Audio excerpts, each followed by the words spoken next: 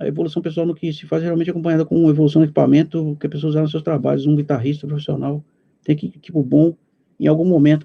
Isso aí teve uma coisa, uma vez eu acho que eu até comentei aqui, numa live mesmo, ou numa perguntas e respostas, alguma coisa assim. Eu estava morando em Juiz de Fora, o Guthrie Govan foi lá. E aí ele, no meio lá, surgiu uma pergunta a respeito da guitarra que ele estava usando uma Charvel, aquela Charvel Guthrie Govan.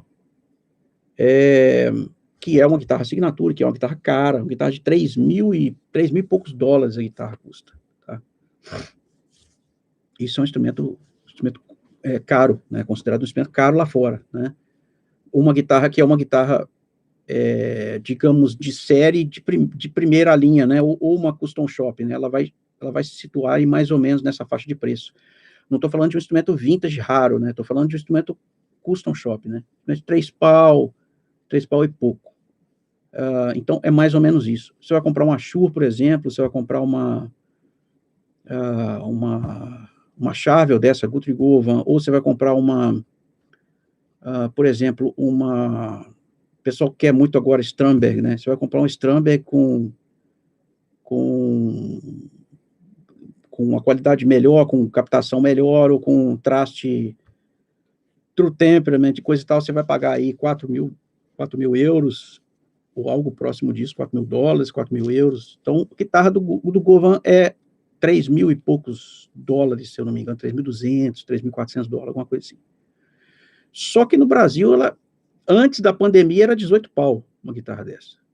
Né? No ano passado, retrasado, era 18 mil uma guitarra dessa. Tinha para vender no Mercado Livre, tinha gente vendendo. E aí eu lembro que na época que ele foi, que ele deu o workshop dele lá, eu fui. E teve um cara que perguntou para ele o que ele achava dessa questão de ter para tocar um instrumento caro e qual era a diferença que faria para ele um instrumento, por exemplo, mais barato, ou um instrumento que não fosse, por exemplo, aquela Charvel. O que ele faria se ele tivesse que trabalhar dependendo de um instrumento mais barato. Ele falou, olha, não foi sempre que eu tive essa guitarra, né? Não foi sempre que eu tive instrumentos bons. Ele trabalhou no McDonald's, inclusive, né? Foi atendente de McDonald's, se não me engano. Falou, olha, não foi sempre que eu tive instrumento bom para tocar, eu já tive que tocar com instrumentos baratos. E a gente trabalha bem também com esses instrumentos baratos. O que acontece é que, com o tempo, a gente, às vezes, assume certas responsabilidades com as pessoas que nos contratam para trabalhar, e as pessoas que estão contratando vão olhar quais são as ferramentas que você tem. Elas querem saber se é confiável. Eu viajo o mundo inteiro tocando, eu tiro a guitarra de dentro do case e a guitarra está afinada. Se fosse uma guitarra que não tem uma estrutura como essa guitarra tem, se fosse uma guitarra que não tem estrutura que essa guitarra tem, ela poderia chegar aqui completamente desregulada. E eu teria problema para apresentar o show para vocês. Eu teria problema para poder executar alguma coisa, talvez, para algum contratante, para alguém que me contratasse para tocar. Detalhe, tá? Se vocês procurarem o Guthrie Govan aí no YouTube, vocês vão ver ele tocando acho que com Hans Zimmer, se não me engano, tá? Hans Zimmer. Ou seja, ele é um sideman de respeito. Ele é um cara, assim, que já tocou com muita gente grande, né? Tocou no Asia, tocou nessa orquestra aí do Zimmer, tocando as músicas do cara ao vivo e tudo mais. A gente conhece ele com o trabalho solo, com o trabalho como é que é o Wine and the Dogs, né? Que é o trampo dele lá com o batera do Dream Theater lá, esqueci o nome do cara, agora deu um branco.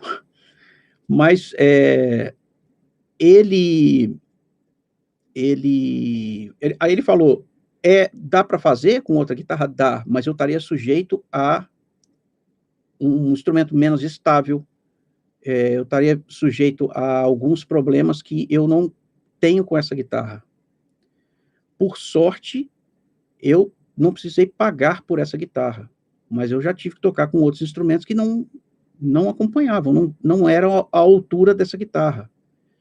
Só que acontece que o fabricante, acontece que o contratante, que muitas vezes está te contratando para tocar junto com a banda, o pessoal da sua banda, eles querem saber se o que você tem de instrumento é bom o suficiente, porque, afinal de contas, você contrataria um marceneiro que tem um martelo de plástico?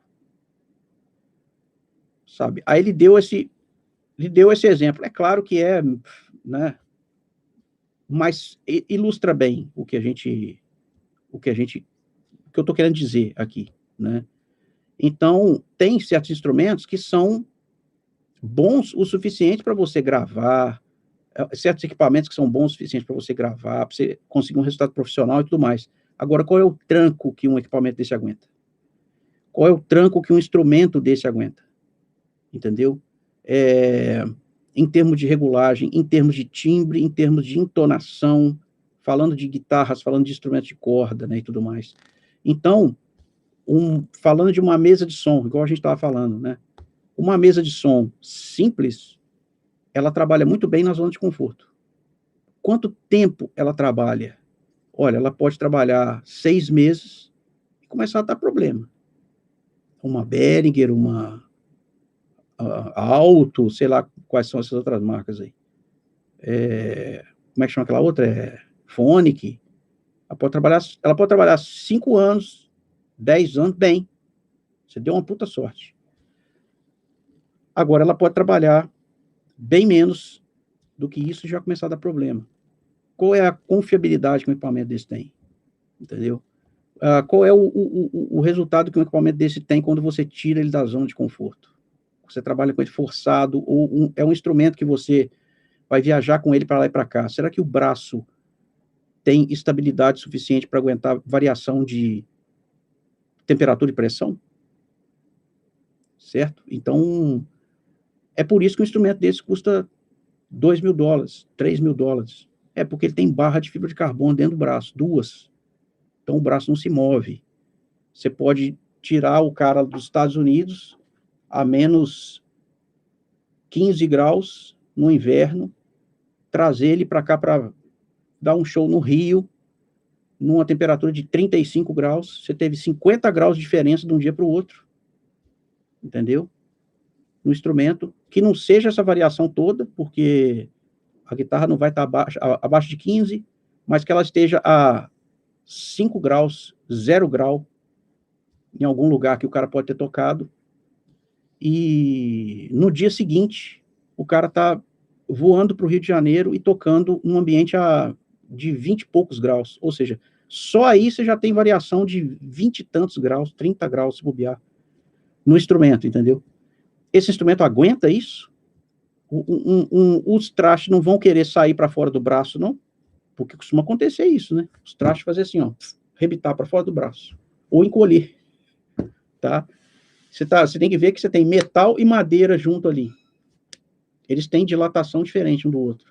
O que acontece com esse braço? Se esse braço estiver normal, reto, ele pode fazer isso, ó. Ele pode arquear para frente ou para trás. O que os caras fazem? Bota 2 barras de fibra de carbono dentro do braço. Kiesel faz isso, Stramberg faz isso, aí tem um monte de marca que faz isso. As Fender agora tem umas Fender que fazem isso, tem as EVH, tem isso. Barra de fibra. É para quê? Porque a guitarra assinatura do Van Halen, e o Van Halen viajava, né?